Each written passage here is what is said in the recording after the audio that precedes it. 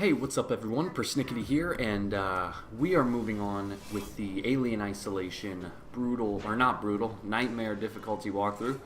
And this is mission 7. And if you're wondering why I said brutal, it's because this is my first time doing 2 walkthroughs at the same time, and the other one is for Uncharted, which is where the brutal comes into play. But anyway, this is Alien, so we are going to focus on Alien. Now, mission 7, you can go ahead and relax a little. This is a pretty easy mission. So to give you a bit of perspective, the last 2 missions, missions 5 and 6, those took me around an hour to record. So that's a lot of dying. You know, this mission took me 23 minutes to record, and I think the final video comes out to like 17 and a half minutes. So you know, obviously a much easier level in terms of how many times, how many opportunities there are for you to die. So another good thing about this level is that there's quite a few items here. It's a pretty small level. There's not a lot of places to go to, but there's a lot of items. Now, you're going to approach this large room here, and there's going to be 3 armed enemies inside.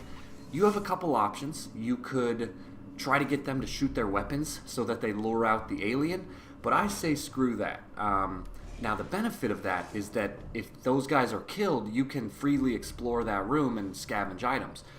But that means that once the alien comes out, the alien is likely going to stay out or be more likely to come out. And so I say screw that, screw the alien. If I can get by this level without ever having seen an alien, hell yeah, I will take that. So I'm actually going to just sneak around these guys. And it's actually really easy to do because 2 of the guys stay in the center of the room the entire time.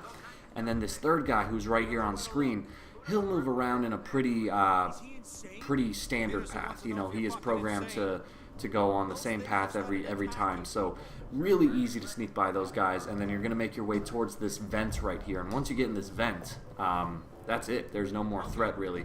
And the cool thing about this vent is there is a ton of items. I think there's like 3 or 4 items in here. Obviously, a ton. If I say a ton of items, you don't think 3 or 4 items. But on Nightmare difficulty, that is a good amount of items because they're just so scarce on this difficulty mode. But so you're going to kind of go on a path here, a square path. First, you're going to go to this corner to get that item. Then right here in this little alleyway, you're going to find a flare, and then in this part right here, a bonding agent. There's another corner where you can find a sensor. So right there, that was just 4 items, all within a 10-foot span. So super good spot right there. Then you're going to make your way here. This is the way you are actually supposed to go, and you're going to make your way to the end of the path here. And what's going to happen is there's going to be one of the guys that will stand right near this vent, but you don't have to worry about him. So you see here, you can see him on my sensor. And it looks like you might not be able to leave, but check this out. All you got to do is climb out, and look at this. He's right in front of me, but he has his back turned to me. So you can easily just sneak past him to this ladder right here. And as long as you're crouched, as long as you don't make any unnecessary noises, you should be able to get by him, no problem. Now, once you're on the 2nd floor here, I went left first just because I wanted to look for items, and I think I missed something. There might have been an ethanol bottle over there that I completely missed, so you might want to just look a little harder than I did just to be safe. I'm not sure if that was a bottle or not, but it doesn't hurt to check. And notice how right here I'm standing up. I'm no longer crouched. You can stand up here. The alien won't make itself, the alien won't appear here as long as you're not sprinting or shooting your weapon, and the guys won't hear you because you're on the 2nd floor now. So you can stand up here, and you can actually stand up for most of this level, and that's going to make things a lot better in terms of speed. You can definitely get around a lot faster if you're walking instead of crawling. Now you're going to come into this room here. Really important, grab this blueprint off the wall. That's for the smoke bomb. Definitely useful to have, and in fact I'm going to make use. So far you'll notice that I haven't used a single item in this playthrough. This is going to be the first level where I do use items. I'm going to use a smoke bomb, and I'm going to use a med kit. Now the only reason I use the med kit is because I did take 1 small hit of damage way back in like chapter 3 or 4, and I never actually healed myself. So That's why I use it, because I needed to heal myself for a section that comes later in this level. Now right here, it's a bit weird. On my normal playthrough, the alien popped down in that giant room and killed all 3 of those guys for me. I didn't have to do anything. I didn't have to shoot my weapon. They weren't shooting their weapon. The alien just randomly popped down and killed them. On Nightmare, that didn't happen for me. Now that might happen for you, and if it does, that's good, because then, that's 3 less enemies to worry about, and as long as the alien is focused on them, you can just, go on your merry way. But if it doesn't happen like it did for me, I'm going to show you how to get around them the second time. Now, of course, I'll get to that when we get to it, but it's really not anything difficult. So you're going to come to this room here, and our objective is to wake up an android. Now, that might sound weird considering we've spent the last couple levels running away from androids, but as one of the characters pointed out, if you listen to the dialogue, as long as you are not doing anything that the android thinks is illegal or against its programming, you're fine. You're completely fine. And so that's what allows us to make use of the android here. So first, you're going to grab the security tuner upgrade off of the desk right there. You have to grab that in order to proceed, and then you're going to go ahead and save your game. Now, you don't have to save your game, but like right here, there's really no threats or anything, but it's come to the point, like in the first couple chapters, you could get by with not even saving your game, but it's come to the point where you really just want to save every chance you get, because remember, on this difficulty mode, the save locations are your checkpoints, and so, if you can just get a free checkpoint, why not? Even if there's no immediate threat, it's still, in my opinion, just, it takes literally 15 seconds, not even that, to save your game. So you might as well. Now you're going to notice there's a room on my left that I am skipping. That is because that room has toxic gas in it, and it will kill you pretty much instantly. So you can't go in that room right now. So do not go in that room.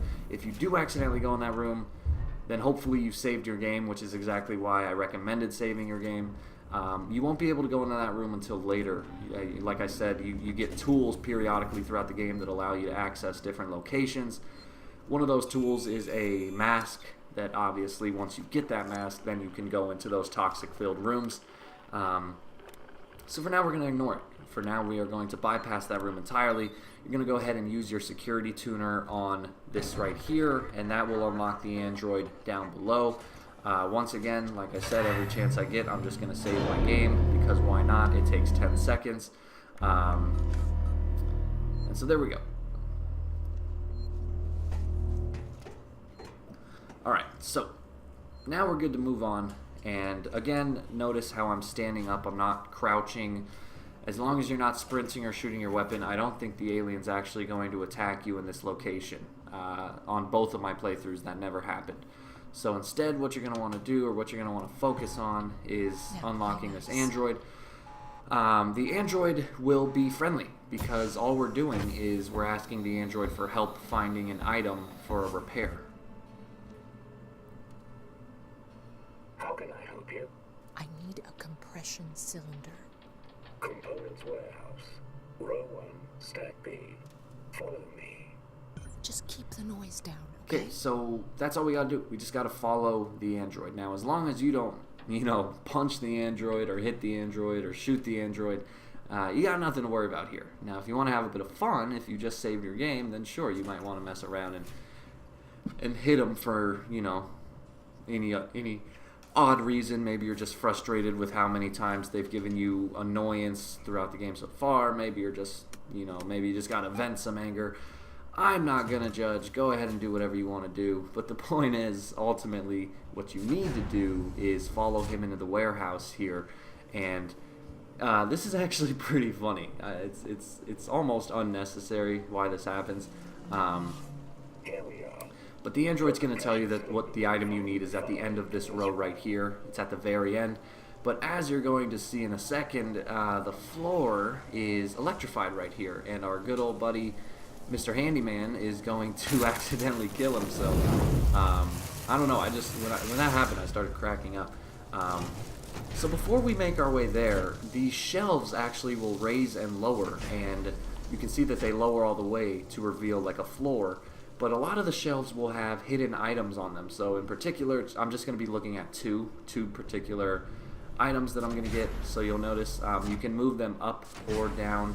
You need to move them down to proceed, but I was accidentally moving them up. Yeah, so go ahead and move those down.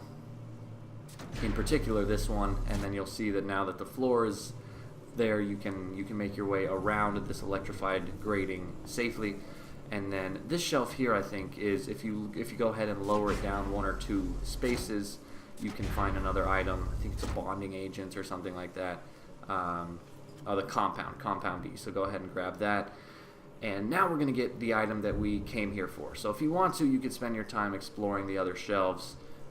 That's completely up to you. I'm not sure if there's any items there or not. To be honest, I just didn't bother to look. So instead, go ahead and move this shelf down 1. Don't worry about replacing your batteries or anything. And go ahead and get the compression cylinder. And now we're good. Now we're good to make our way on to the level. So this is where things probably get the most difficult. And trust me, relative to what we've done so far, it's actually really easy. I only say difficult relative to the beginning of this level, because so far there really has not been a single threat. But before you make your way back to the elevator, I recommend going up here and using this save location again to save your game. You don't have to do this, of course, but why not do it? Because in the next room, there's going to be the 3 guys again, and you also might have to worry about the alien, so I just feel like you should save your game at this point here.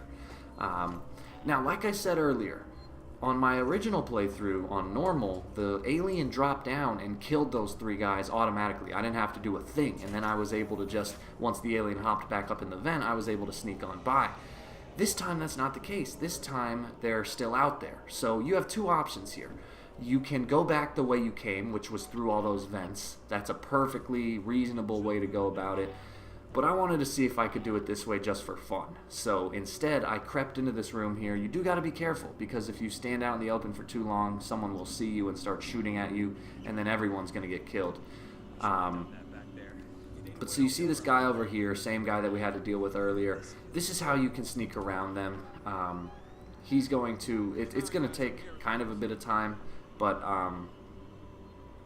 he's going to do the same exact path he always does. He's going to come over here. You can actually see his face peeking up above the container that I'm hiding behind. And so even though I can see his face, and even though the music is getting really tense right now, nothing's happening. As long as I don't move or do anything like that, he'll just keep on his merry way. Now again, remember, I took the vents. I went under the vents to get through this part the first time. I think you can do it again, assuming that the vents aren't locked. So that's a completely reasonable way to go about it, but overall, you know, there's a million ways to do anything in this game, so it's up to you. I just basically wanted to show you that it is possible to sneak by all these guys just with old-fashioned crouching. Like, you don't have to go through vents or use distractions or anything like that.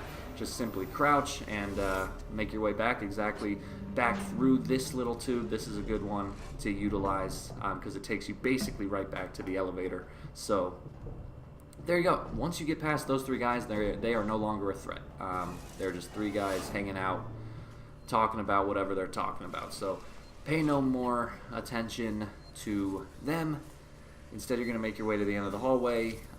This is a point where you don't have to save. This was kind of an unnecessary save, because what's going to happen is as soon as you fix this elevator and take the elevator, there's going to be a save location at the end of the elevator ride. So instead of saving before the elevator, you might as well just save after the elevator, so that if you die, you don't have to do that whole compression cylinder installment again.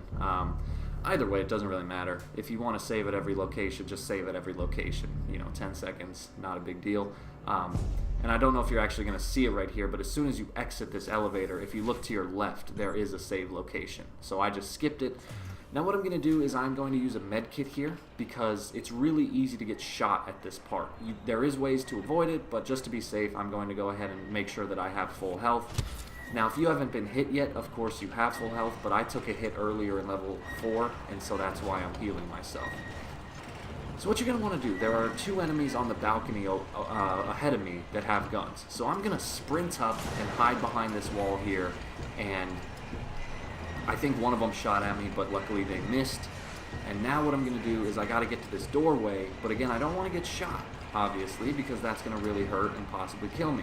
So I'm going to hide behind these little things on the wall here. I'm going to hide behind one, I'm going to get up, I'm going to hide behind the next one, and then now you can keep creeping along, or once you get close enough, I'm going to go for the full sprint. So I'm going to sprint to this door, and luckily I did it fast enough to where they weren't even able to fire at me. So there you go. And now we're pretty much almost done with the level. Again, you still kind of have to deal with them, so they still can potentially shoot you. So if you know for a fact that you don't have full health, it might be worth it to use a medkit.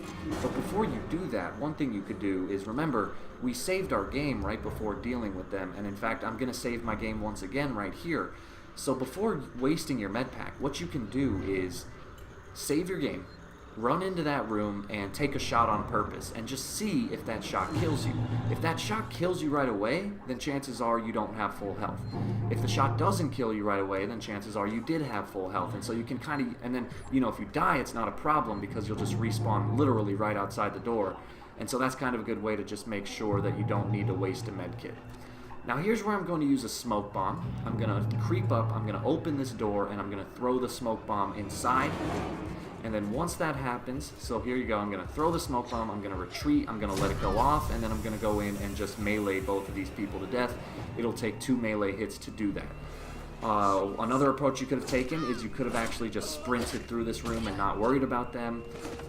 And then, of course, if you don't have the materials to make a smoke bomb, you can use other items. You can use a noisemaker, and you can throw it outside in the hallway to lure them out, and then you can sneak by them. There's a couple different ways to do it, but luckily a smoke bomb, it only takes 3 items to make it, so it shouldn't be too hard for you to make.